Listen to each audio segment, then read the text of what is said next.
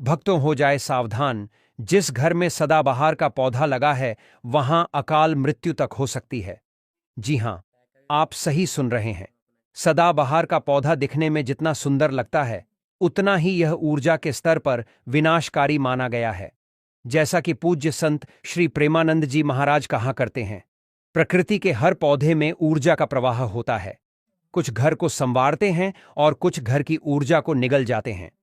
सदाबहार ऐसा ही पौधा है जो धन, स्वास्थ्य और आयु तीनों का ह्रास करता है। तो चलिए शुरू करते हैं आज का रहस्यमय ज्ञान, सदाबहार का पौधा। कई लोग इसे अपने घर के आंगन या बालकनी में लगाते हैं क्योंकि इसकी हरी भरी पत्तियां और रंगीन फूल घर को एक सुंदर बना देते हैं। लेकिन क्या आप जानते हैं, यही पौधा आपके भाग्य, धन और स्वास्थ्य पर भारी पड़ सकता है। पूज्य संत श्री प्रेमानंद जी महाराज कहते हैं, जो चीज भगवान ने प्रकृति में रची है उसका अर्थ केवल सौंदर्य नहीं, ऊर्जा भी है।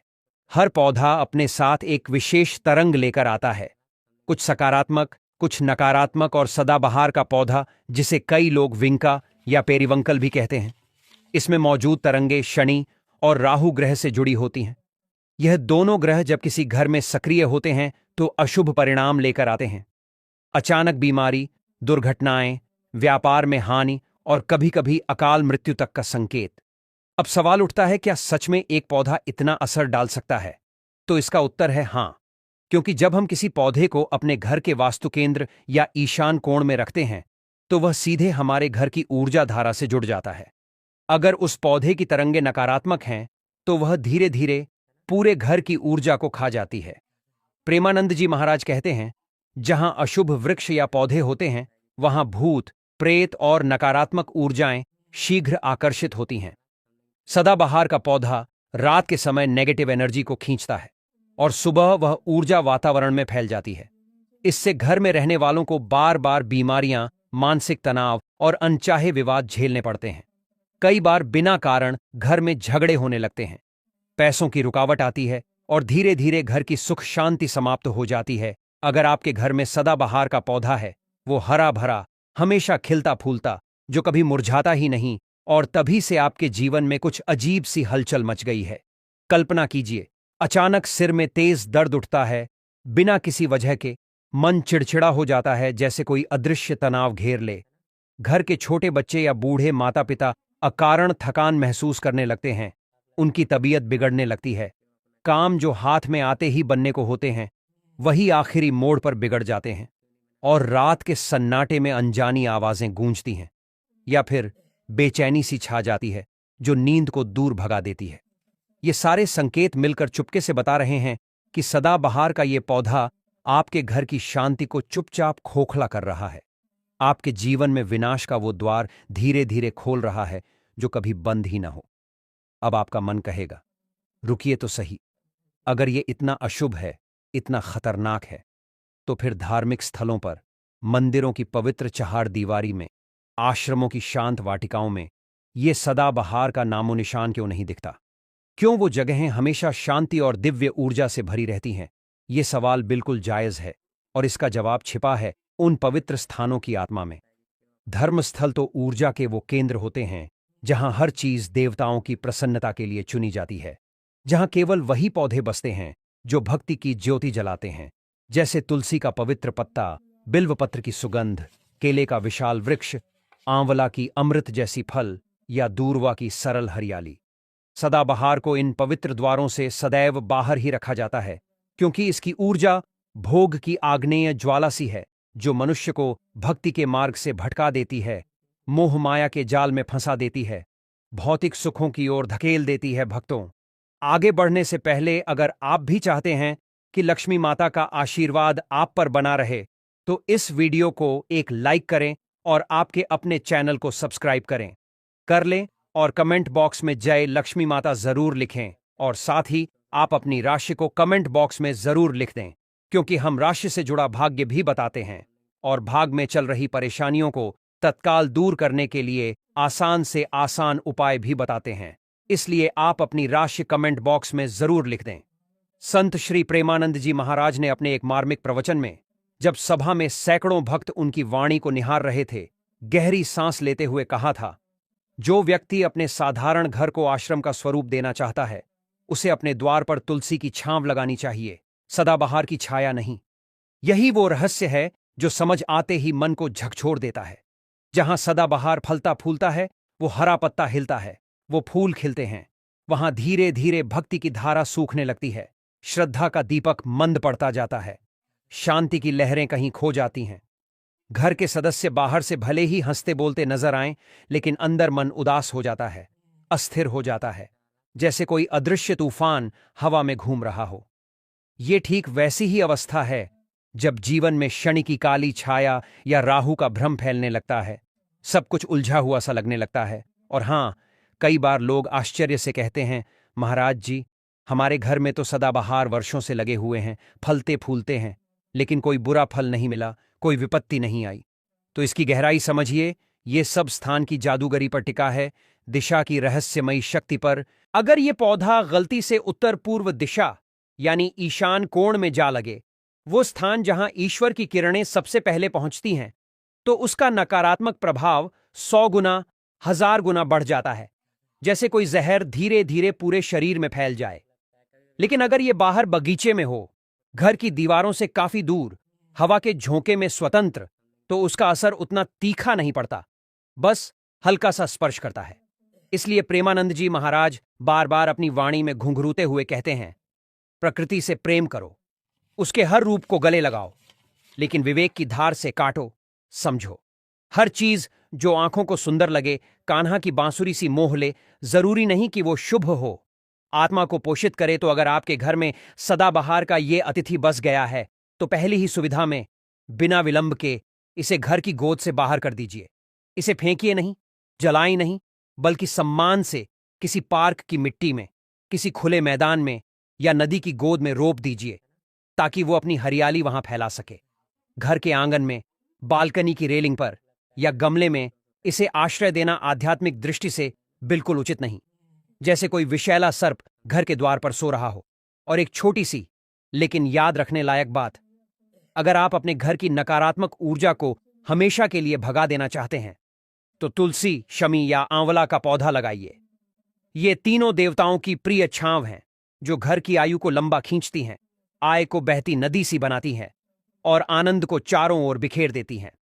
अब कल्पना कीजिए, अगर ये सदाबहार आपके घर में पहले से ही जड़ें जमा चुका है, तो इसका क्या करें? इसे कैसे विदा करें कि कोई अपशकुन न हो, और विदाई के बाद घर में सकारात्मक शक्ति कैसे लौट आए, वो दिव्य ज्योति कैसे फिर से जगमगा उठे? आज हम इसी रहस्य को एक एक परत खोलते हुए समझेंगे और संत श्री प्रेमानंद जी महाराज के कुछ ऐसे गहन उपदेश सुनेंगे जो मन को छू लें, आत्मा को जगाएं। सबसे पहला उपाय, सदाबहार को सम्मानपूर्वक विदा करना। याद रखिए, प्रकृति की हर सृष्टि में जीव की चेतना बसती है, हर पत्ता सांस लेता है, हर जड़ धड़कन रखती है। इसलिए इसे तोड़कर फेंकना या आग में झोंकना पाप के समान है। जैसा कि प्रेमानंद जी महाराज कहते हैं, जिससे नुकसान हुआ हो, उसे भी प्रेम से, सम्मान से विदा करो, तभी उसकी छाया मिटती है, प्रभाव समाप्त होता है। सोमवार या शनिवार के दिन, जब सूर्य की पहली किरणें आकाश को रंग रही हों, सूर्योदय से ठीक पहले उठिए, स्नान कर लीजिए, स्वच्छ वस्त्र पहन लीजिए और भगवान श्री कृष्ण का स्मरण कीजिए, उनकी बांसुरी की तान सुनिए मन ही मन। फिर धीरे धीरे उस पौधे के पास पहुंचिए, हाथ जोड़कर विनम्र स्वर में कहिए, हे प्रकृति माता, यदि मुझसे अनजाने में कोई भूल हुई हो, कोई अज्ञानता का पाप किया हो, तो क्षमा करो। मैं आपको आपकी मूल गोद में, धरती माता की उर्वर मिट्टी में लौटा रहा हूं। अब सावधानी से, कोमलता से पौधे को जड़ सहित निकालिए और किसी खुले स्थान पर, नदी के किनारे या पार्क की मिट्टी में पुनः रोप दीजिए। फेंकना वर्जित है, जलाना महापाप। इस प्रक्रिया के बाद घर लौटकर मुख्य द्वार पर गंगा जल का अभिषेक कीजिए, छिड़काव कीजिए और धूप दीप जलाकर घर को घुमाइए। इससे नकारात्मक ऊर्जा स्वयं ही पिघलने लगती है, वायु शुद्ध हो जाती है, जैसे कोई जादू सा। दूसरा उपाय, तुलसी, शमी या आंवला का स्वागत करना। प्रेमानंद जी महाराज ने कहा है, जहां तुलसी की छांव है, वहां पाप के कदम भी नहीं रुकते, भाग जाते हैं। सदाबहार को विदा करने के बाद उसी स्थान पर, उसी मिट्टी में तुलसी का पौधा लगा दीजिए, जैसे कोई पुराना अतिथि नया मित्र लाए। अगर जगह विशाल है, तो शमी या आंवला को भी जगह दीजिए। ये पौधे शुक्र की कोमलता, बृहस्पति की बुद्धि और सूर्य की तेज को मजबूत करते हैं, जिससे घर में सुख की बहार आ जाती है, सौभाग्य के द्वार खुल जाते हैं, समृद्धि की नदी बहने लगती है। तुलसी के पास दीपक जलाने की वो पुरानी परंपरा केवल धार्मिक नहीं, बल्कि वैज्ञानिक चमत्कार है। वो वायु में घुले नेगेटिव आयनों को नष्ट कर देती है, ऊर्जा को स्थिर रखती है, घर को एक दिव्य आभा से भर देती है। तीसरा उपाय, महामृत्युंजय मंत्र की शरण लेना। अगर घर में लंबे समय से अशुभ घटनाएं घूम रही हैं, जैसे कोई छाया न चले, तो 21 दिनों तक हर सुबह महामृत्युंजय मंत्र का 108 बार जाप कीजिए। वो मंत्र जो कहता है, ओम त्र्यंबकम यजामहे सुगंधिम पुष्टिवर्धनम उर्वारुकमिव बंधनान मृत्युर्मुक्षीय मामृतात्। प्रेमानंद जी महाराज कहते हैं, ये मंत्र मृत्यु के भय को भी हर लेता है। जो श्रद्धा से जपा जाए तो उसके चारों ओर अदृश्य कवच बन जाता है, सुरक्षा की दीवार खड़ी हो जाती है। इससे सदाबहार जैसी नकारात्मक तरंगें जड़ से उखड़ जाती हैं, कभी लौट कर नहीं आती। चौथा उपाय, नमक और कपूर की शक्ति का आह्वान। अगर पौधा हटाने के बाद भी घर में भारीपन सा छाया रहे, हवा भारी लगे, तो हर शनिवार को 1 कटोरे में सेंधा नमक भरिए, उसमें कपूर के टुकड़े डालिए और घर के हर कोने में धूप की तरह घुमाइए। नमक और कपूर वातावरण की नकारात्मक ऊर्जा को सोख लेते हैं, जैसे कोई स्पंज। वास्तुशास्त्र में इसे ऊर्जा पुनर्संतुलन कहा जाता है, जो घर को हल्का, ताजा बना देता है। पांचवां उपाय, मन की गहराई तक शुद्धि। प्रेमानंद जी महाराज अक्सर अपनी वाणी में जोर देकर कहते हैं, घर तभी पवित्र होगा जब उसके निवासियों के विचार पवित्र होंगे। सदाबहार हटाना तो बाहरी सफाई है, लेकिन असली चमत्कार मन की सफाई में है। अगर मन में ईर्ष्या का कांटा चुभा हो, क्रोध की ज्वाला सुलग रही हो, लोभ का जाल फैला हो, तो कोई पौधा, कोई उपाय स्थायी फल नहीं देगा। इसलिए प्रतिदिन कुछ पल चुराकर भगवान श्री कृष्ण के नाम का जाप कीजिए। नाम स्मरण से मन की ऊर्जा उफान मारती है और वही ऊर्जा घर की दीवारों को पवित्र कर देती है, जैसे कोई जादुई स्पर्श। अब सुनिए एक पुरानी कथा जो त्रेता युग की है, जब राजा सत्यकेतु का राज्य फल फूल रहा था। वो राजा बहुत धर्मप्रिय था, दानवीर था, लेकिन अहंकार का भूत उसके सिर चढ़ा हुआ था।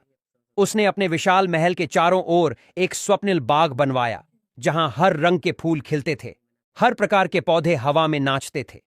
एक दिन जब सूर्य की किरणें महल को सोने सा चमका रही थीं, एक महर्षि उसके दरबार में पहुंचे। चेहरा शांत लेकिन आंखें गंभीर। बोले, राजन, तुम्हारे बगीचे में सुंदरता की बहार है, लेकिन शांति का नामो निशान नहीं, क्योंकि तुमने वहां एक ऐसा पौधा लगाया है जो अकाल मृत्यु का दूत बन सकता है। राजा हंस पड़ा, बोला, हे मुनिवर, एक साधारण पौधा कैसे मृत्यु ला सकता है? महर्षि ने गहरी नजर से देखा और कहा, यह सदाबहार है, इसमें अपूर्व शक्ति है, लेकिन ये देव ऊर्जाओं को ग्रहण नहीं करती, केवल भौतिक सौंदर्य का प्रतीक है। और जहां केवल सौंदर्य हो, बिना भक्ति के, वहां विनाश का साया पीछे नहीं रहता। राजा ने उनकी बात को हवा में उड़ा दिया, अनसुना कर दिया।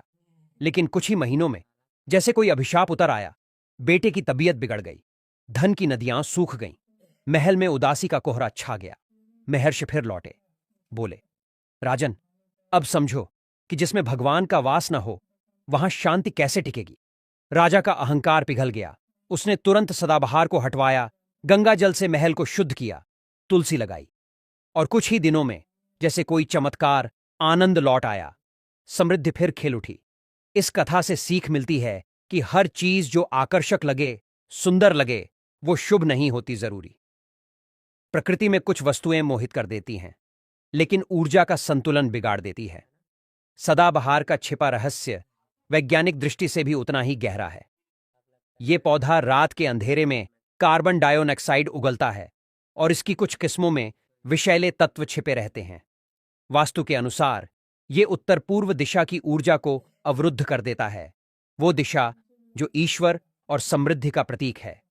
इसलिए जब ये घर में फलने लगता है, तो ये संकेत है कि सकारात्मक शक्ति घट रही है, हवा में कुछ विषैला घुल रहा है। प्रेमानंद जी महाराज कहते हैं, जब घर की आभा मंद पड़ने लगे, चेहरों पर थकान छाने लगे, तो समझो नकारात्मकता ने चुपके से प्रवेश कर लिया है।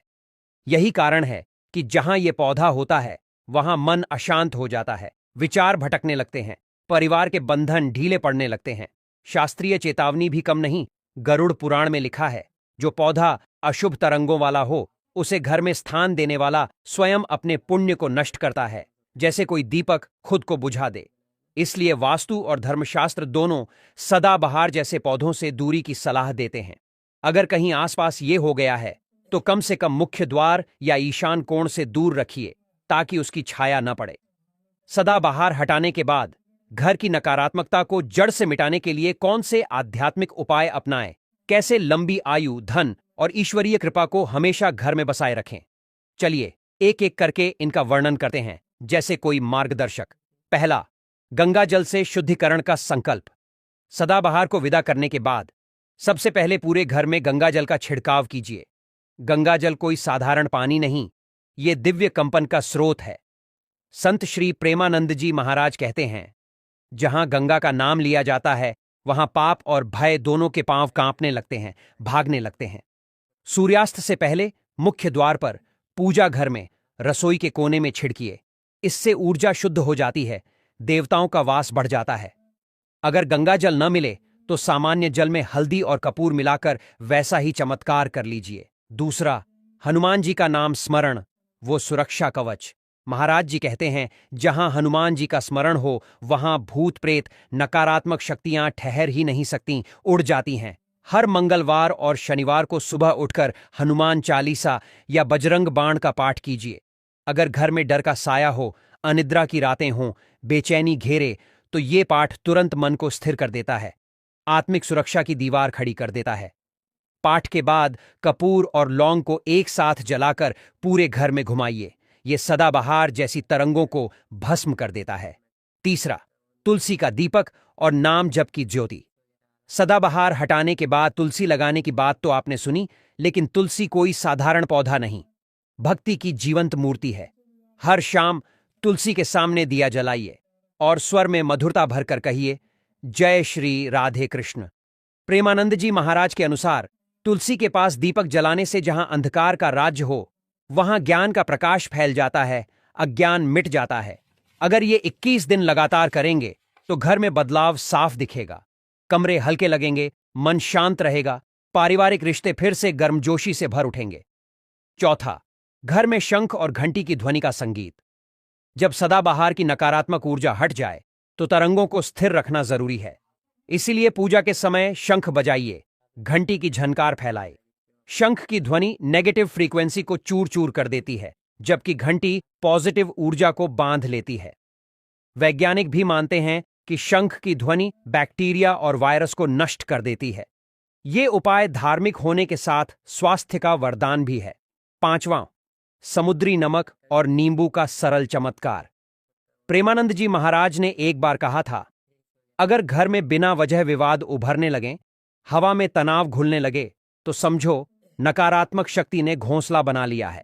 ऐसी दशा में एक कटोरे में समुद्री नमक भरिए, उसमें एक पूरा नींबू रख दीजिए, इसे दक्षिण पश्चिम कोने में स्थापित कीजिए और हर शनिवार बदल दीजिए। ये नेगेटिव एनर्जी को सोख लेता है। कपूर जलाते समय इसमें 2 लौंग डाल दीजिए। ये संयोजन वातावरण को ऊर्जावान, शुद्ध बना देता है। छठा, श्री कृष्ण नाम का सतत स्मरण। घर की शुद्धता बाहर से जितनी हो, अंदर से उतनी ही होनी चाहिए। इसलिए प्रतिदिन हरे कृष्ण कृष्ण कृष्ण हरे हरे, हरे राम राम राम हरे हरे, इस मंत्र का कम से कम 108 बार जाप कीजिए। प्रेमानंद जी महाराज कहते हैं, नाम जप सबसे ऊंची साधना है। ये घर को स्वर्ग सा सजाता है, जीवन को भय मुक्त कर देता है। ये सदाबहार जैसी ऊर्जाओं को भी कोसों दूर भगा देता है। सातवां, शुभ पौधों का चयन और स्वागत। अब जानिए कौन से पौधे घर को हमेशा आशीष दें।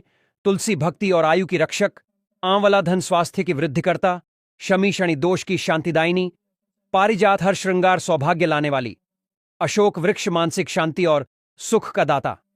इनको ईशान कोण या उत्तर दिशा में लगाइए, शुभ माना गया है। हर पौधे को प्रेम से सींचिए, ध्यान से पालिए, क्योंकि प्रेम ही सबसे बड़ी प्रार्थना है, भगवान की भाषा है। अंत में एक संदेश जो दिल को छू जाए। सदाबहार हटाना कोई साधारण वास्तु उपाय नहीं, ये आध्यात्मिक परिवर्तन की पहली सीढ़ी है। जब आप घर को शुद्ध करते हैं तो वास्तव में अपनी आत्मा को पवित्र कर रहे होते हैं। प्रेमानंद जी महाराज कहते हैं, ईश्वर बाहर नहीं भीतर वास करता है। जब मन से मलिनता धुल जाएगी तभी घर में उसका प्रवेश होगा। इसलिए घर को स्वच्छ रखिए, विचारों को पवित्र बनाइए, जीवन को कर्म, नाम और श्रद्धा से सजाइए, तभी सच्ची शांति बसेगी। भक्तों, यह तमाम जानकारी जन रुचि को ध्यान में रखकर दी जा रही है। वास्तु शास्त्र के उपाय को अपनी आस्था और विश्वास पर आजमाएं। हमारा चैनल इस वीडियो के द्वारा किसी भी प्रकार का कोई दावा नहीं करता है। आज की यह जानकारी अगर आपको पसंद आई हो तो इस वीडियो को एक लाइक करके आपके अपने चैनल को सब्सक्राइब कर लें और बेल नोटिफिकेशन को ऑल पर सेट जरूर करें। जय श्री राम।